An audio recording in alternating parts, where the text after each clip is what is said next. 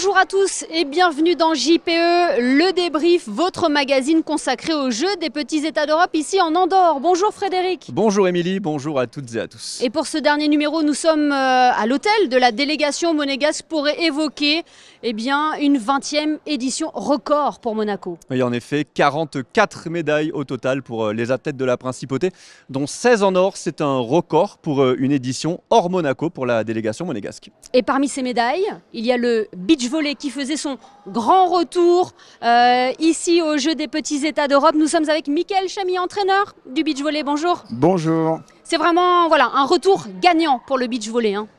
Oui, ça fait vraiment plaisir après une édition à Malte où on n'a malheureusement pas pu participer, de revenir comme ça et de la plus belle des manières avec ces 2 médailles d'or. Vous avez dit de la plus belle des manières. Si on regarde aussi, Mickaël, globalement la compétition, on voit que ce soit chez les filles ou chez les garçons, aucun set de laissé en route. C'est un tournoi quasi parfait. Oui, 2 profils différents au niveau de la compétition en masculin et en féminin. C'est vrai qu'en féminin, on a abordé beaucoup de matchs très compliqués dès le départ et ça nous a donné vraiment une belle option et surtout de nous montrer on pouvait aller chercher cette médaille, notamment sur le match hier contre le Luxembourg. Et chez les garçons, pareil, ils ont abordé des matchs un petit peu plus dans la progression. On s'attendait à peut-être une finale aujourd'hui contre le Luxembourg, malheureusement qui n'a pas eu lieu, mais ça n'enlève rien à la beauté de leur parcours. Ils n'ont concédé aucun set, donc c'est magnifique. Parlons de la paire féminine, Vic et Marion. C'est un savoureux mélange entre expérience et mental. Exactement, c'est vraiment un beau mélange comme vous l'avez dit. On a Victoria qui est vraiment une belle joueuse de série 1, c'est-à-dire qu'elle évolue sur le plus haut niveau français. On a Marion qui avait déjà participé au JPE sur des précédentes éditions, qui a arrêté et qui a repris. Marion qui est maman en plus, donc c'est vraiment une belle alchimie qui s'est créée entre 2 compétitrices qui ont su trouver leur équilibre pour aborder cette édition de la plus belle des manières. Et puis côté garçon à Monaco, si on parle beach, on a l'impression qu'il y a toujours un Ferry dans l'histoire. Tout à fait, toujours un plaisir d'avoir sur cette édition Pascal Ferry, souvent accompagné normalement de son frère Vincent Ferry sur les tournois internationaux où il représente fièrement la Principauté. Et là, avec un nouveau joueur, Pierre Barré-Lafay, qui a tout simplement explosé depuis son arrivée chez nous, qui a un petit peu coïncidé avec l'arrivée des terrains. Et 2 ans d'entraînement et il est arrivé à un niveau où on ne pouvait pas ne pas l'envoyer et il a fait pareil une énorme paire avec Pascal. L'entraînement justement, Mickaël, vous pouvez bénéficier d'infrastructures propices à la performance. Oui, c'est vrai, pareil, on est revenu sur une longue période où on avait malheureusement pas de terrain et c'est vraiment l'engagement de tout le monde en Principauté qui a fait qu'on a réussi à obtenir des infrastructures vraiment compétitives qui nous ont permis d'installer des entraînements à l'année. Le beach volley, ce n'est plus une section du volleyball, mais un sport à part entière qui se pratique à l'année de façon compétitive. Et on voit que ça donne le change sur cette édition. Merci beaucoup en tout cas, Mickaël, d'avoir été avec nous. Félicitations pour ces superbes performances. On le rappelle donc, 2 médailles d'or, que ce soit pour les filles ou les garçons. Et le beach volley, Émilie, n'a pas été la seule discipline aujourd'hui à ramener de l'or. Il y a aussi eu une très belle performance en tennis, regardez. Duel de gros serveurs pour cette finale du simple des Jeux des petits États d'Europe. Valentin Vachereau affronte le luxembourgeois Alex Knaf.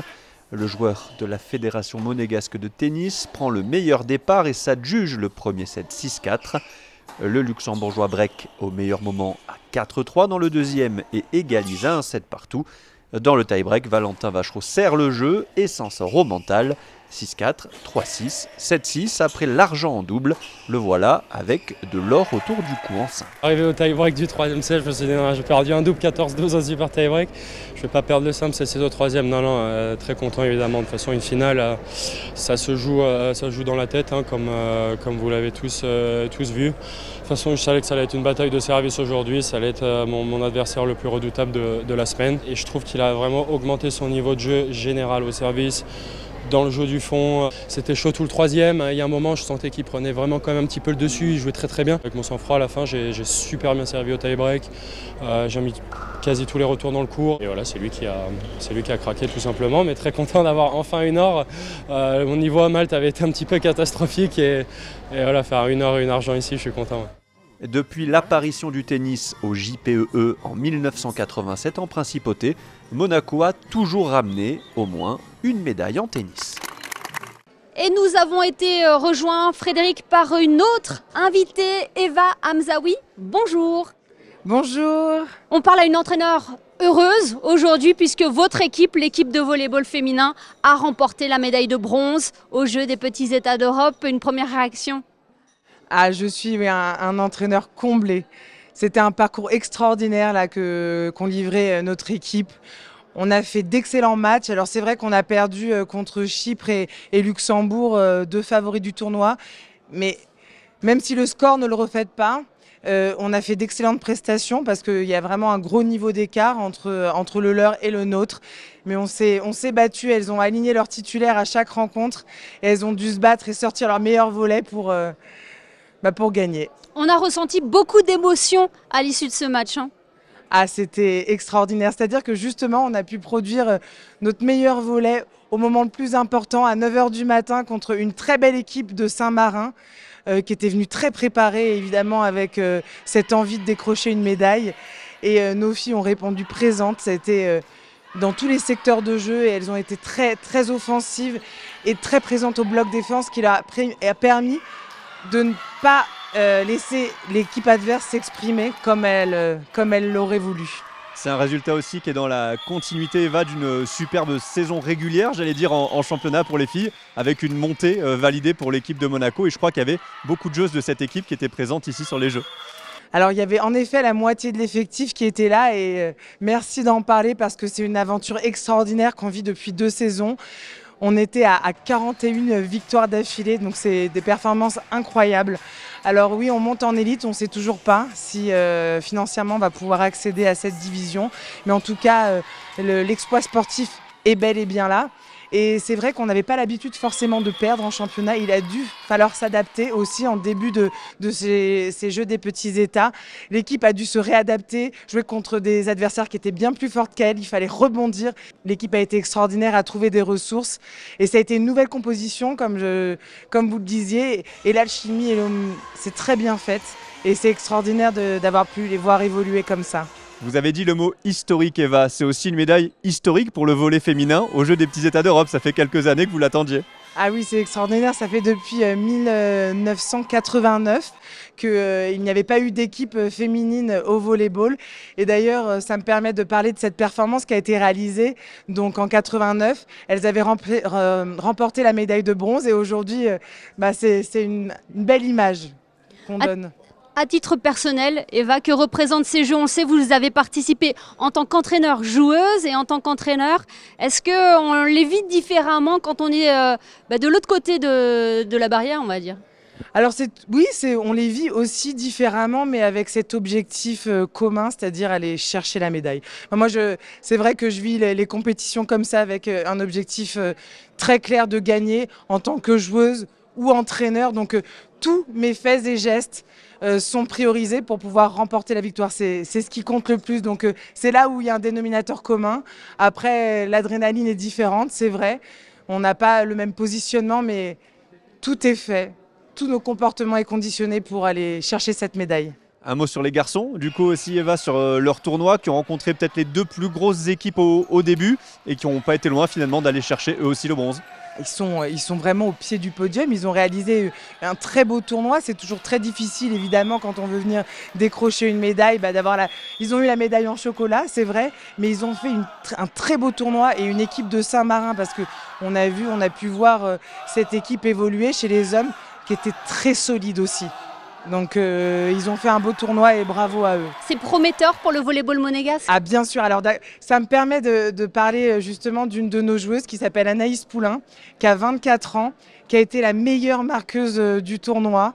Et ça, c'est extraordinaire quand on voit le niveau des joueuses chypriotes et du Luxembourg, de voir un de nos éléments les plus prometteurs qui est là dans notre équipe et qui rivalise avec les meilleurs niveaux européens. Eh bien, félicitations Eva, félicitations à votre groupe et à tout le travail que vous avez effectué au sein de l'AS Monaco Volley également, puisque je crois que l'aventure se termine pour vous au sein du club.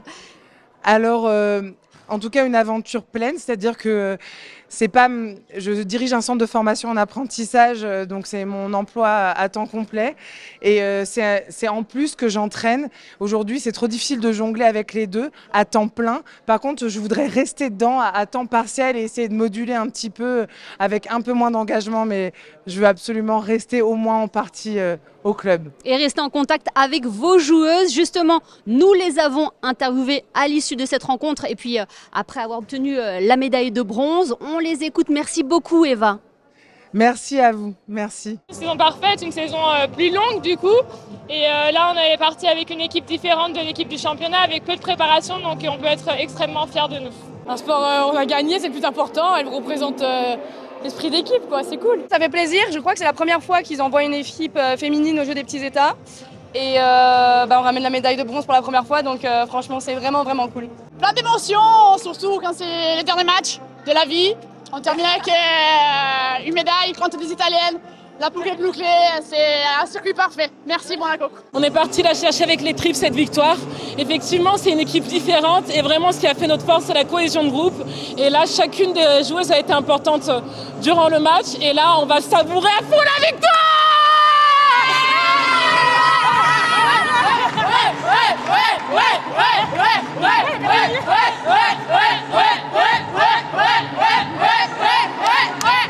Et la 44e et dernière médaille, Émilie, de ces Jeux des petits États d'Europe a été obtenue en cyclisme sur route sur l'épreuve de la course en ligne. On vous dit tout dans ce reportage. Andorre est un terrain de jeu idéal pour les coureurs cyclistes. La course en ligne samedi proposait une fin de parcours vallonnée où les grimpeurs monégasques ont su tirer leur épingle du jeu. Kevin Velasquez et Tommaso Tessiore ont d'abord contrôlé pendant les 11 premiers tours sur un tracé en ville. Bien placés à l'avant, ils accompagnent les différents mouvements de course avant de faire la différence dans le final sur leur terrain de jeu favori. Derrière les deux luxembourgeois, Wenzel et Kirsch, Kevin Velasquez décroche une belle médaille de bronze devant Tommaso Tessiore. Pour moi, c'est avec plaisir que je représente les principautés. La course était dure, et surtout avec des cyclistes professionnels. On a tout donné, on a bien préparé cette course. Dans la montée, j'ai tout donné et j'ai fait 3e place. Sapevamo che la squadra da tenere d'occhio era quella del Lussemburgo, l'abbiamo controllata nei giri sotto e sapevamo che avevamo una buona carta per la salita e ha dimostrato di esserlo Kevin. Troisième monégasque engagé sur cette épreuve, Andrea Cracchiolo n'a pas fini la course. Et toutes ces performances, Frédéric, n'auraient pas été possibles sans un soutien sans faille du staff médical des travailleurs de l'ombre que nous avons rencontrés. Avec 123 athlètes engagés dans 12 disciplines, le comité olympique monégasque a présenté en Andorre sa plus importante délégation depuis la création des Jeux en 1985. Si les projecteurs sont braqués sur les performances sportives, une autre équipe œuvre dans l'ombre, celle du staff médical. Mon rôle ici, il va être double. Premièrement, gérer tous les petits problèmes de médecine générale, les rhumes, les sinusites qu'on a tous un petit peu attrapés dans le bus, et puis ensuite m'occuper des athlètes une fois qu'ils sont blessés. Et on peut dire que jusque-là, on a plutôt eu de la chance parce que les différents sports m'ont plus rapporté de médailles que de blessures, choses qui vont souvent pas ensemble. Donc j'ai pas eu beaucoup de travail sur le plan ostéo-articulaire et c'est plutôt une bonne nouvelle pour Monaco. Doté d'un équipement qui permet d'aller plus loin dans l'examen clinique comme cet échographe portatif, l'équipe médicale travaille dans des conditions optimales pour participer à la performance et à la récupération de l'athlète. Nicolas Polano et Julia Kuhn sont ostéopathes et masseurs kinésithérapeutes et comptent déjà plusieurs jeux à leurs actifs. La prise en charge des sportifs est une machine bien huilée. On a essayé de se structurer au maximum en mettant des plannings avec des créneaux où chaque athlète vient pour s'inscrire et avec des horaires et il respecte ces horaires-là. Après, on n'est pas à l'abri de l'urgence, on n'est pas à l'abri du strap avant de partir en compétition ou du tape, etc. Donc on essaye de jongler entre tout le monde pour satisfaire le maximum de personnes. Et c'est une super semaine, si on continue à les faire, c'est que ça nous plaît et qu'on aime rendre service à ces athlètes, on participe à leur performance et ça fait toujours plaisir. Chaque sport a ses spécificités et ses petites douleurs du quotidien. Cet encadrement médical est très apprécié par les athlètes, là où la récupération est un enjeu majeur. La récupération est super importante et là le bénéfice il est exceptionnel. C'est-à-dire, entre ne rien faire et avoir ces soins de physio, c'est le jour et la nuit. C'est-à-dire qu'on arriverait au match de ce soir vraiment avec les jambes lourdes et la performance ne serait pas la même, c'est sûr. Discret mais toujours présent, le staff médical reste une écoute indispensable dans la vie d'un athlète. Cette édition s'est donc clôturée samedi soir, Frédéric, par une très belle fête, une très belle cérémonie de clôture. Et nous avons rencontré le président du comité olympique andorran. Il nous a fait part de son bilan, un bilan plus que satisfaisant. Nous avions des objectifs très précis en commençant les Jeux, surtout respecter énormément les athlètes. Je crois que les installations ont été correctes, l'organisation je crois qu'aussi. Et ensuite je crois qu'on a bien mangé dans notre réfectoire. Nous avons fait ce réfectoire dans l'idée d'avoir un petit village olympique, au moins que ça y ressemble.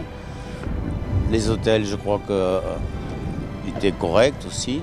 On est très contents parce que les délégations nous disent que nos Jeux ont été bien préparés. Et ça a été un gros plaisir et maintenant nous sommes prêts déjà à transmettre le drapeau à nos amis monégasques et on se fera un plaisir de venir dans 2 ans à Monaco.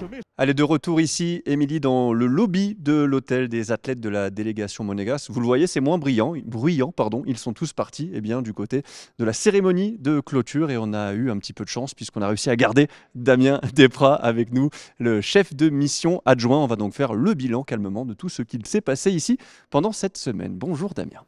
Bonjour tous les deux, merci de me recevoir. Merci à vous d'honorer cette invitation.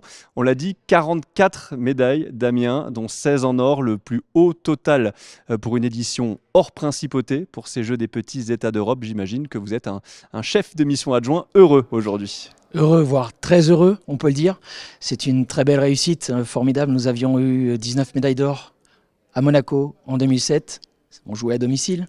Là, à l'extérieur, un record de 16 médailles d'or, 44 au total. C'est exceptionnel, on peut féliciter tous nos athlètes. Et une délégation très importante, Damien, 123 athlètes. C'est la plus importante que Monaco ait connue dans l'histoire des Jeux. C'est exact, la plus importante. Cela s'explique notamment par le fait qu'il y ait eu plusieurs sports collectifs auxquels nous avons pu participer cette fois. C'était très intéressant et je crois que les résultats ont été très forts dans ces disciplines notamment. Et pour qu'il y ait, Damien, des bons résultats, on le dit souvent, il faut que le groupe vive bien, que tout le monde s'entende. Et je crois que ça a été le cas, on l'a vu. Ça a été le cas, on peut le confirmer. Il y avait des éléments fédérateurs, notamment le rugby, je ne veux pas citer qu'eux, mais ça a été un peu exceptionnel, tout ce qu'ils ont pu fédérer pour nous, mettre comme ambiance tout au long de la semaine. Ils étaient de partout, ils ont encouragé les autres. Et la réciproque est arrivée naturellement. Il y avait énormément de monde pour leur finale, pour aller décrocher cette fabuleuse médaille d'or.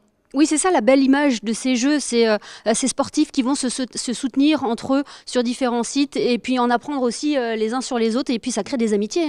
Ça crée des amitiés, effectivement. Il y a de longues amitiés d'ailleurs pour les plus anciens et donc on est toujours là pour accueillir les nouveaux qui arrivent, les nouveaux sports en lice. C'est exceptionnel, on sait profiter, on savoure de tous ces moments-là. Vous avez dit sport en lice, est-ce qu'on travaille déjà pour 2027 ? C'est dans 2 ans, mais voilà, j'imagine que vous êtes déjà en train de bosser là-dessus.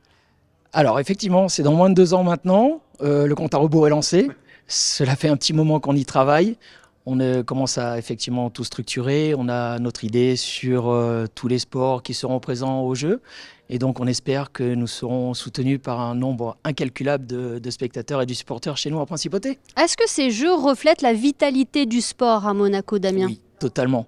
Il faut dire que le nombre de médailles que nous avons eues sur cette édition est dû à tout le travail de nos fédérations et de nos clubs derrière, qu'ils entreprennent tout au long de l'année et qui nous permet d'avoir ce bilan exceptionnel. Damien, merci beaucoup d'avoir été avec nous, d'avoir pris le temps de venir ici en plateau. On vous libère pour aller du coup à la cérémonie de clôture et nous, c'est le moment des remerciements puisqu'on a passé, Émilie, une superbe semaine ici en Principauté. On remercie bien sûr le comité olympique monégasque, tous les athlètes, tous les entraîneurs, tous les membres des différentes délégations ici monégasques pour leur disponibilité sur les sites et tout au long de la semaine. Merci aussi aux hommes de l'ombre sans qui cette émission n'aurait pas pu avoir lieu. Sylvain Péroumal et Thomas Deus derrière la caméra, Hubert Héroulé au montage ainsi que Manuel Vitali à la photo. Exactement. Et également, merci à l'hôtel Black Pine qui nous a accueillis pendant toute cette semaine, qui nous a offert un décor magnifique pour nos émissions. Et puis, on voulait également rendre hommage à 2 personnes, Lorenzo Renou, le basketteur disparu tragiquement, et Jamal Baziz, qui nous a quittés également et qui aimait profondément ces Jeux des petits États d'Europe et qui avait porté haut les couleurs de la principauté à ces Jeux. Merci à vous, Merci Frédéric. Émilie, c'était un plaisir. À dans 2 ans, Exactement, à Monaco. à domicile. Voilà. À domicile avec un dispositif parfait. Merci beaucoup.